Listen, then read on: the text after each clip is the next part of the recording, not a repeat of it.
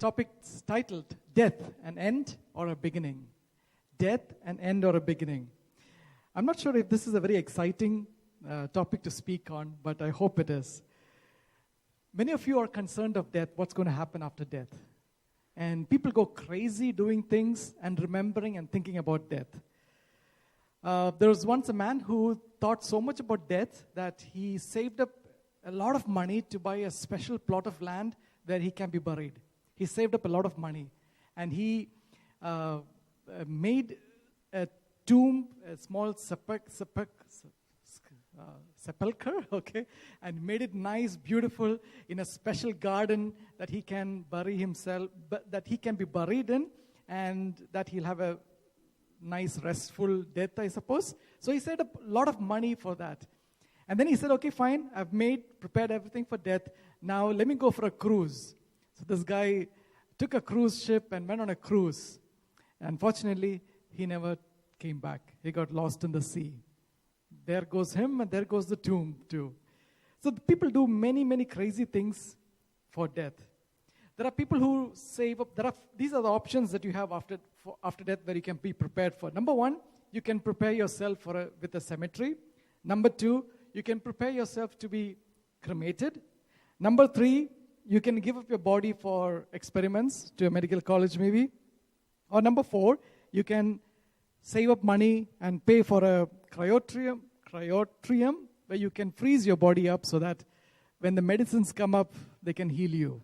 So these are the options people do for death. People spend money on death. Have you ever thought of why? This is crazy. Have you ever seen people on death row? You've seen people on death row to be injected by lethal injection? They're going to die, right? Why do they use sterilized needles for that? Crazy, isn't it? He's going to die, so why use sterilized needle? You can use any kind of needle, right? Anyway, these are all crazy things people think about, people do about. There was a Turkish man who prepared a special tomb for himself. He made a tomb, and he made a small 8-inch window on top of his tomb. And he made it so well that he put a call button inside so that in case if he's buried by mistake and he comes back to life or he's alive, he can ring the bell and call the guard. And the reason why he put a window also is because he put an electric light inside so that in case he becomes to life after some time, the people who are taking care of the garden can come peep into the window, and the light is there to show them if he is really dead or not. And they can proclaim he is really dead. So there are people who do crazy things for death. But the good news is that for us believers, there is something much better than after death, rather than just preparing for your physical death. There's much more greater thing, and that's what Paul is talking here. We're going to come to our scripture portions in 1 Corinthians 15. Last week we dealt in the same scriptures of the good news. The good news that we have is the gospel, which is the good news, that is, Christ died for us, for our sins. He not only just died, he was buried, and then 3 days later, he rose back to life. This is our gospel. This is the good news that we have. And it's such a great thing to have this good news, because there's nothing to worry about beyond that, because Christ has risen from the dead. And that's our belief. That's our core belief of ours. And we're going to continue on that. Paul is bringing an explanation here. He's saying Christ died for us. He rose up from the grave for us so that we can also be risen in due course in the period of time coming. So we turn to 1 Corinthians chapter 15, verse 20. 1 Corinthians chapter 15, verse 20. And it says like this: But in fact, Christ has been raised from the dead, the first fruits of those who have fallen asleep. Paul is saying Christ is the first person who has come back to life after being dead. And Paul uses the word fallen asleep here. He uses the word sleep instead of dying, because it's like a rest. So Christ is the firstborn of that. He grew up, he became alive again. He came back to life. And he's the first one to come back to life, and he lives forevermore. And because of that, we are also going to be risen from the dead. Next verse 21 to 22. 1 Corinthians 15, 21 to 22. For as by a man came death, by a man has come also the resurrection of the dead. For as in Adam all die, so also in Christ shall all be made alive. Just like because of Adam, or through Adam, through the sin that Adam made, we all have to go through death. In the same manner, because of Christ, because He rose up from the dead, He being the first fruit, today you and I are also going to be made alive in Christ. We're going to be made alive in Christ.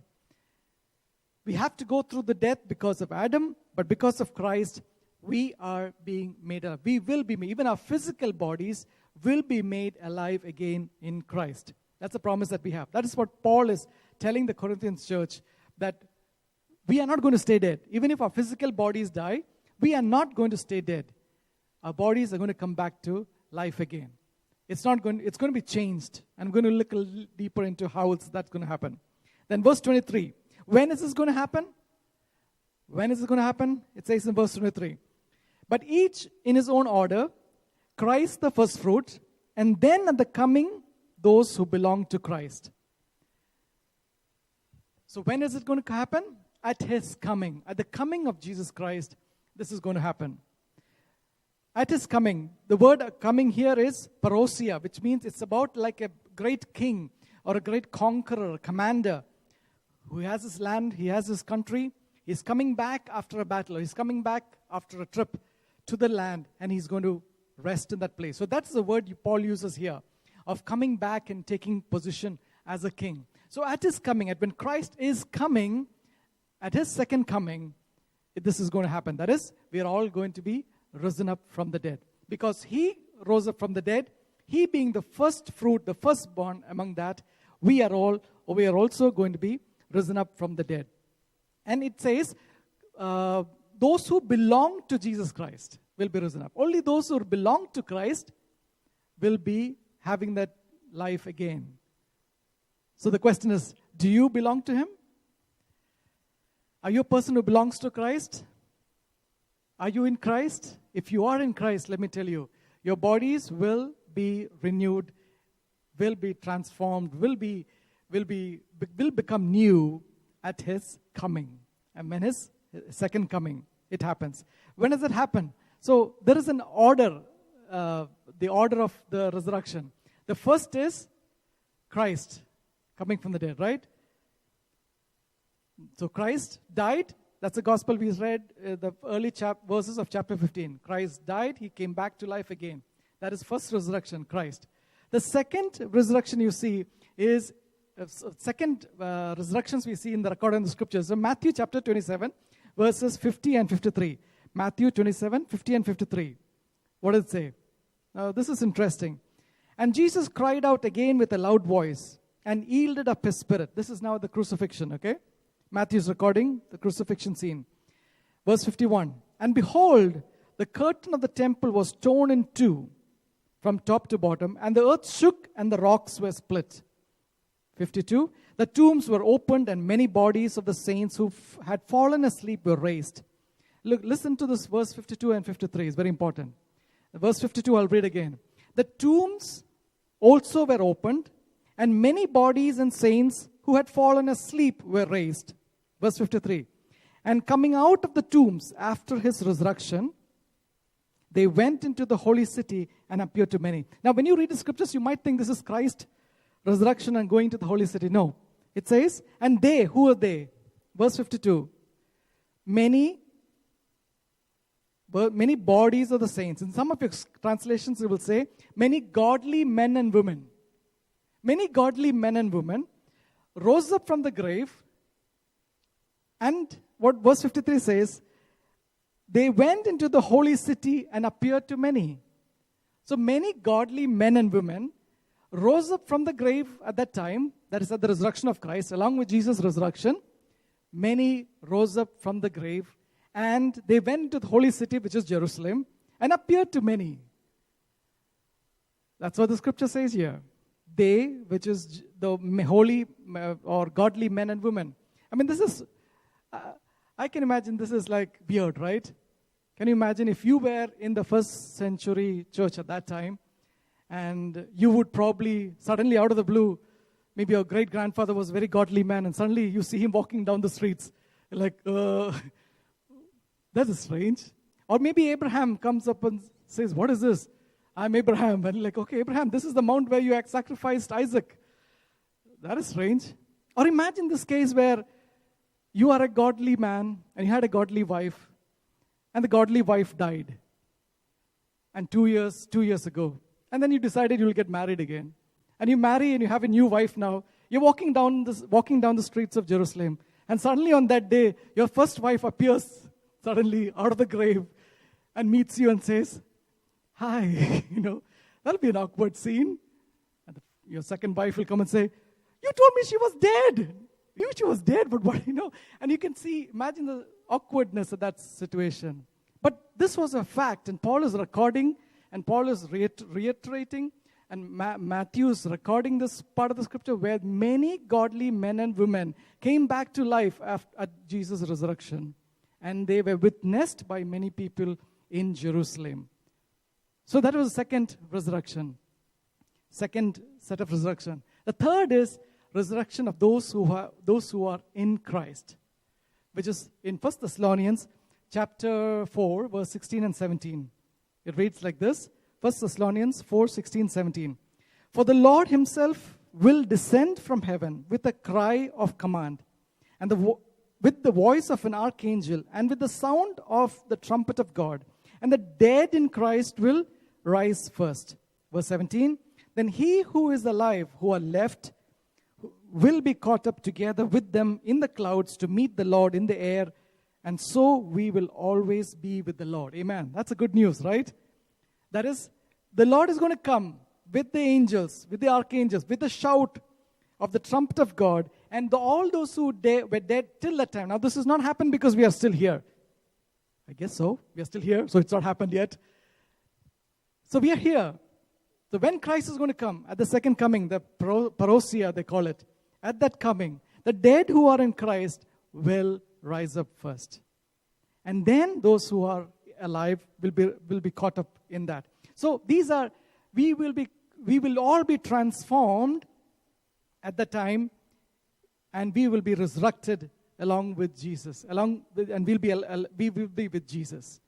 That is the fourth resurrection we see in the scriptures, 3 and 4, which is at the time of the second coming of the rapture, as we call it. Those who are dead, those who died will rise up. Those who are still alive will be changed and will join up in the clouds with Jesus. It'll be going to be a great reunion. It'll be going to be an exciting time to see all of you. It'll be exciting to see close people who have died probably earlier, our loved ones who passed away, especially during this time when people are sad with there's death all around, corona all around. But there's exciting news that we are all going to see each other again. Maybe we have some flaws, we have some difficulties, we have some sickness now, but it's good to know that there's going to be a time when our bodies will be transformed into new bodies, and we're going to meet up Jesus in heaven. If you have any ailment, it's all going to go. It's all going to go. And the fifth kind of resurrection, which is recorded in the scriptures, is the resurrection of the unbelievers. They are also, now, all this time, until the revelation was recorded, only the believers, the godly men and women, Christ, these were the ones who are resurrecting. Now, unbelievers will be resurrected when? Revelation chapter 20, verses 12 and 13. Revelation 20, 12 and 13. And I saw the dead, great and small, standing before the throne, and books were opened. Then another book was opened, which is the book of life. And the dead were judged by what is written in the books, according to what they have done. And the seas gave up the dead who were in it. Death and Hades gave up the dead who were in them, and they were judged, each one of them according to what they had done. This is the resurrection part of the people who do not believe in Christ. This is the resurrection for them. And they will be judged according to what they have done. They will be, the sea will give up the dead. That's what it says. The sea will give up the dead. Now I'm thinking, what is the sea? Why will the sea give up the dead? It could be the people who died during the flood. In the Noah's time flood, many people died. They're all in the sea. Could be that. It could be cremated people are thrown into the rivers. In the ashes, rivers go to the sea. It could be them. It could be that way. I'm not sure about what it means here. But it could be many. Anyway, the fact is that all who are not believers will be taken up at that time, and their book will be opened. They'll be judged according to what they have done. Eternal damnation, eternal death. But for us, there is an eternal life. In Christ, we're going to have an eternal life. We're going to rise up with Christ even before all those things are going to happen, before the 1,000-year reign, before the battle of the Armageddon, all before that. We are all going to be transformed and be with Jesus Christ. Those who are alive and those who were dead before. That is a fact. Isn't that great? That we're all going to be alive again in Jesus Christ, with Jesus Christ. It's a great promise. And Paul is explaining to the Corinthian church, there is resurrection. There is life after death. Nothing ends. And the argument, Paul, if you read the full chapters, it says people are arguing, there is nothing's going to happen. Nothing is there after death.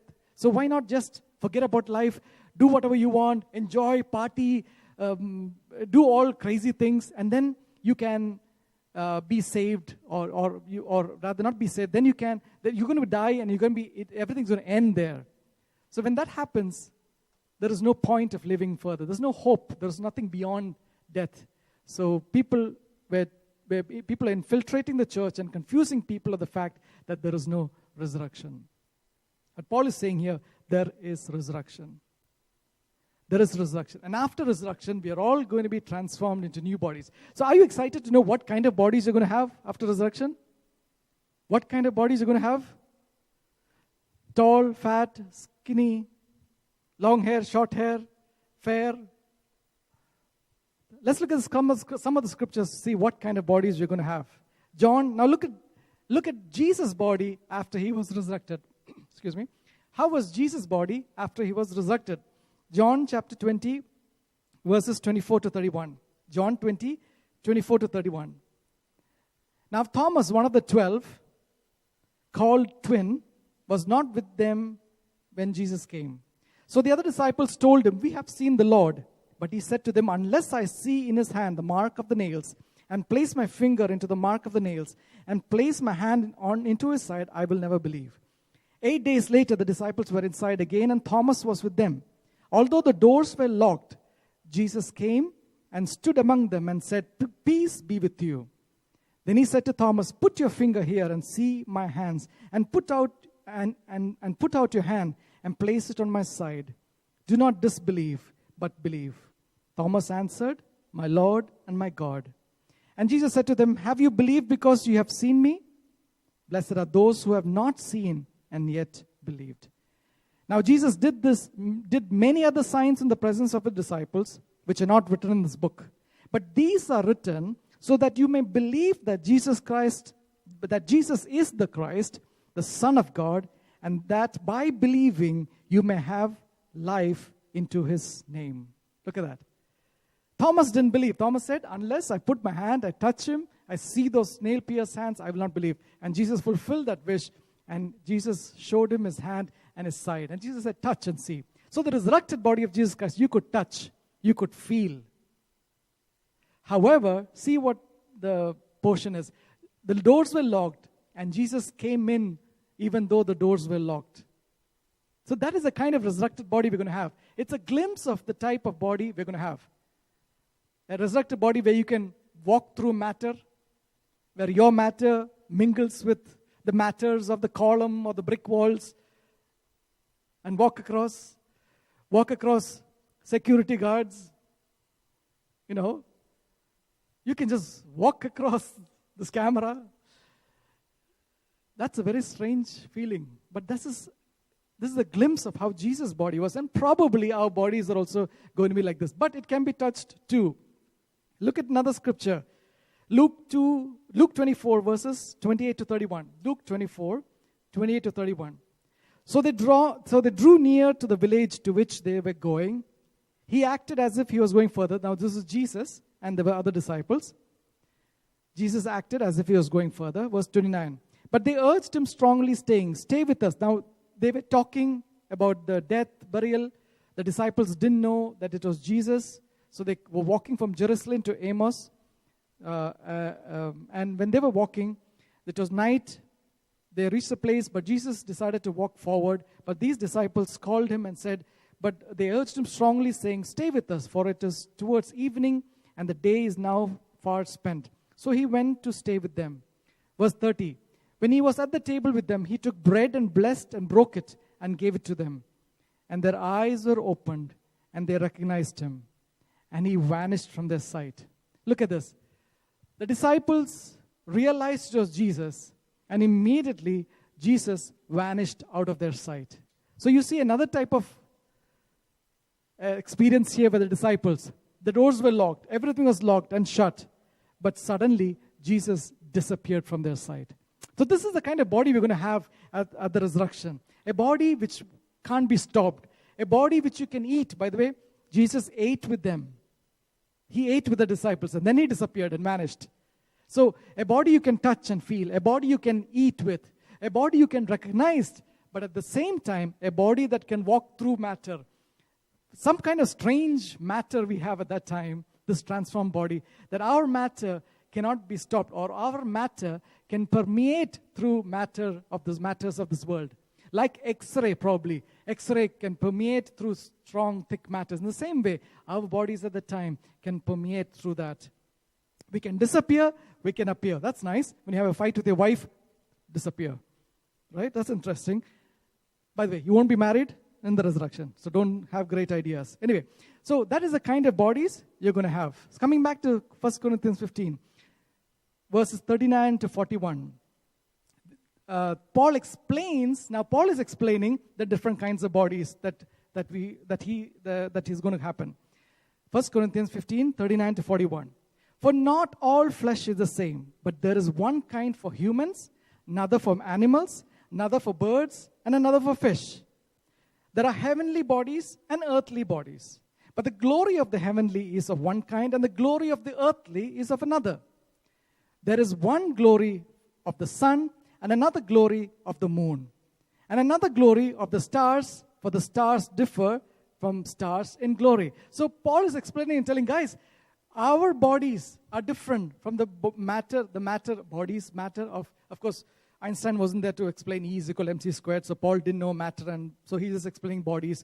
So our bodies, our matter is different. The type of matter which the fish is made is different from the animals, from the sun and the moon. They're all different. They all have different types of glory. In the same way, our resurrected bodies are going to have a different kind of glory. It's not going to be the kind we have now. It's going to be a different type. Most probably, similar to what Jesus had when he rose up from the dead and he was there. In the same way, the resurrected wife who died long back, coming to Jerusalem. Boom. That was strange. Imagine the husband with a new wife inside the house, and suddenly the old wife walks into the house, doors all locked. That'll be awkward. Anyway, these are all the way the scripture shows certain glimpse of how our bodies could be at the resurrection after that. So Paul compares now the two bodies we have in 1 Corinthians 15, 42 to 44. He says, so it is with the resurrection of the dead. What is sown is perishable. What is raised is imperishable. It is sown in dishonor. It is raised in glory.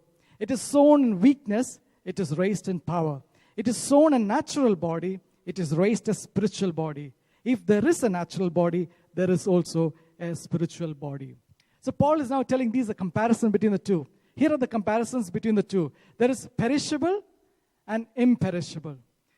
The physical body in brokenness, in dishonor, is buried. But in the resurrection, it's going to be glorified. The physical body is weak. It falls sick. But then in the resurrected body, we have power and strength. The physical body is natural, but the resurrected body is going to be spiritual. So we're going to be completely spiritual at that time. Not just our spiritual bodies now, yes, but even our physical bodies are going to be transformed into something different with a different kind of glory. Paul explains all this and telling, guys, remember, there is life after death. Nothing ends with death. Don't think that everything stops with death. And don't be worried about death too. Because when you go through death, remember, there is resurrection. There is life after. And I'm looking forward to that special body we're all going to have. And to see everybody, our loved ones who passed away before, our old generations. Imagine You're going to meet your great grandfather or a grandmother. Imagine you're going to meet the disciples, Peter and Paul. Oh, that'll be a great time. You're going to see Jesus himself. Yes, that's going to be great. You're going to see Adam. And when I'm going to see Eve, I need to tell her something. Maybe catch her neck and, because of her. And because of Adam, give him one slap on his face also. Yeah. I would like to have a word with Adam. You're going to see all of them. You're going to see Enoch. You're going to see Jacob. You're going to see Rachel. You're going to see all of them. They're all there. There is resurrection. Death is not an end. It is a beginning. It is not an end, it's a beginning. Paul goes on to explain what's going to happen after that. In 1 Corinthians 15, 24 to 28, he says, "Then comes the end, when he delivers the kingdom of God the Father, after destroying every rule and every authority and power. For he must reign until he has put all his enemies under his feet. The last enemy to be destroyed is death.